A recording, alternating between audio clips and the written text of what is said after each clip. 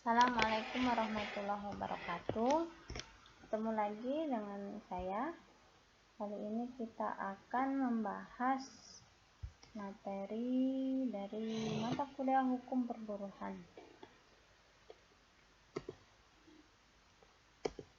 Terkhusus kali ini akan kita bahas adalah sejarah hukum perburuhan di Indonesia. Sejarah perburuhan lebih umum lagi di dunia, silahkan dibaca di PPT yang sudah Ibu upload atau di sumber belajar lainnya yang Ibu sediakan di LMS Unsri. Kita lanjutkan. Jadi diskusi kita kali ini mengenai sejarah hukum perburuhan di Indonesia. Jadi memang mengenai perburuhan itu tidak habis-habisnya ya dibahas dari sebelum kemerdekaan Indonesia, bahkan sampai sekarang masih saja menjadi persoalan, menjadi permasalahan, menjadi PR besar bagi pemerintah yang sedang berkuasa, bagi DPR, bagi eksekutif, bagi legislatif, menjadi PR mereka jika mereka memang benar-benar menegakkan nilai keadilan sosial bagi seluruh rakyat Indonesia. Jadi buruh itu masih menjadi PR. Jadi sejarah hukum perburuhan di Indonesia kita klasifikasi menjadi beberapa tahap. Sebelum kemerdekaan Indonesia ini ada beberapa, belum dikatakan buruh, tidak ada namanya istilah buruh dan karyawan. Buruh tidak ada, apalagi karyawan, apalagi pegawai, itu belum ada. Jadi saat itu istilahnya budak masih. Itu bukan hanya di Indonesia tapi di dunia ada namanya perbudakan. Jadi sebenarnya tidak ada upah dulu. Memperkerjakan orang itu tidak diberi upah, hanya diberi pakaian, makanan, dan perumahan.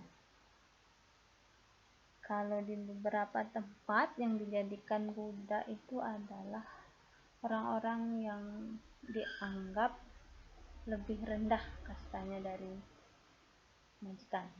Misalnya kalau di Eropa atau di Eropa itu kulit hitam biasanya yang dijadikan budak. Kalau kita di Indonesia yang biasanya dijadikan budak adalah seperti itu, yang kastanya di bawah.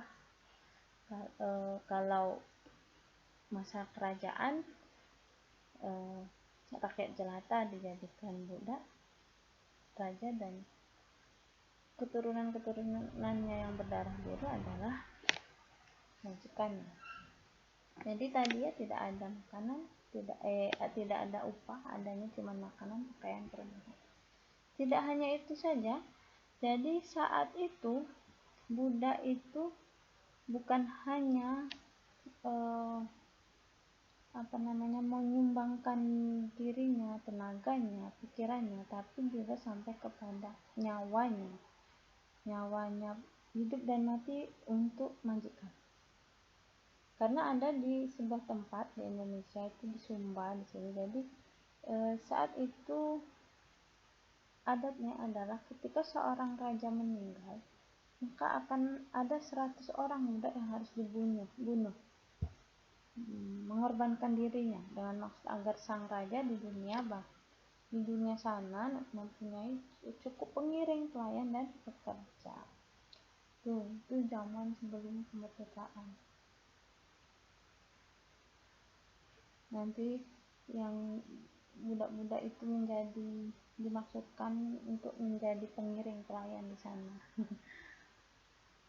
Memang tidak masuk akal kalau kita sekarang, karena kita alhamdulillah hidup di masa yang sudah lebih maju dalam tingkat berpikir dan teknologi. Selanjutnya di tahun sebelum merdeka itu juga bisa kita lihat pada tahun 1817 Jadi 1817 itu terdapat peraturan yang memungkinkan bagi seorang budak ini ya untuk merdeka.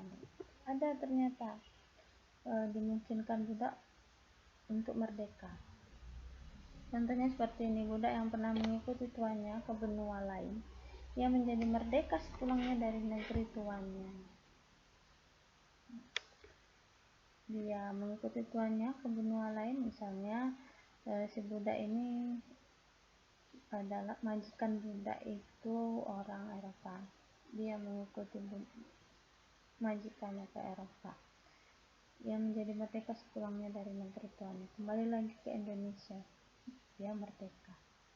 Yang kedua, budak yang menolong tuan atau anaknya dari bahaya maut juga bisa dinyatakan merdeka jika tuannya berbaik hati. Itu di tahun 1817. Selain itu terdapat juga peraturan untuk mengurus budak. Jadi budak harus diberi cukup makan dan pakaian. Ada peraturan ini. Ada peraturan yang memanusiakan lah, ada. Walaupun ini juga belum peraturannya belum sebagaimana peraturan yang sekarang disahkan, disosialisasikan, ya,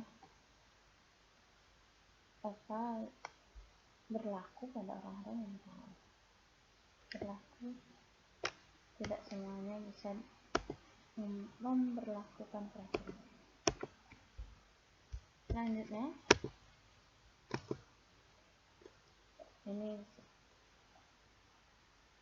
bagaimana kondisi budak pada 1817-an ya. Jika mencapai usia 10 tahun maka ia harus diberi upah berupa uang sedikitnya Rp2, mengancam dengan pidana atas penganiayaan terhadap budak berupa denda antara 10 dan 500 pidana lain, yaitu tidak boleh meninggalkan pekerjaan mereka dan tidak boleh menolak pekerjaan yang layak.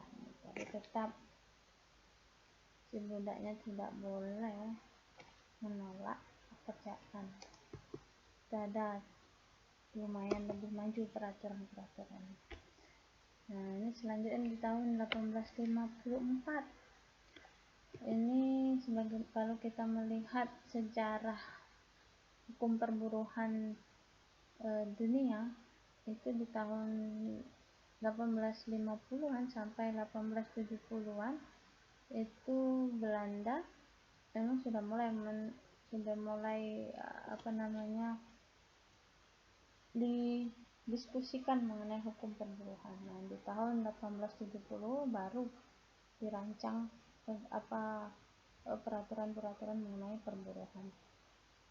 Jadi seperti itu juga di Indonesia, karena saat itu Indonesia sedang dijajah oleh Belanda, maka Indonesia pun di tahun 1854 ada peraturan yang menghendaki penghapusan perbudakan.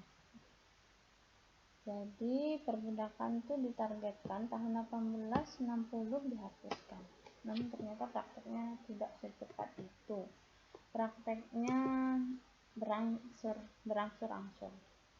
Seharusnya di luar Jawa penghapusan perbudakan dimulai 1874, tapi dilakukan tadi ya secara bertahap. Dilakukan secara bertahap seperti ini. Istilah perbudakan itu dihilangkan tapi diganti menjadi penghambaan.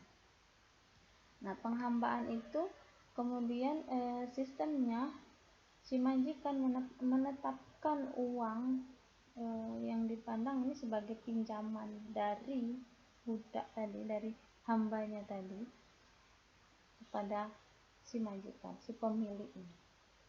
Jadi si mantan budak tadi itu harus mengembalikan atau melunasi uang, sejumlah uang, tapi secara berangsur-angsur melunasinya. Itu. Jadi tetap ya sulit untuk menghapus perbudakan, walaupun istilahnya dihapus, terus kemudian tetap ada upah selanjutnya, tapi ternyata ada hutang, ada sejumlah uang yang dikatakan itu adalah hutangnya mantan budak tadi yang harus dikembalikan kepada pemiliknya secara berangsur-angsur.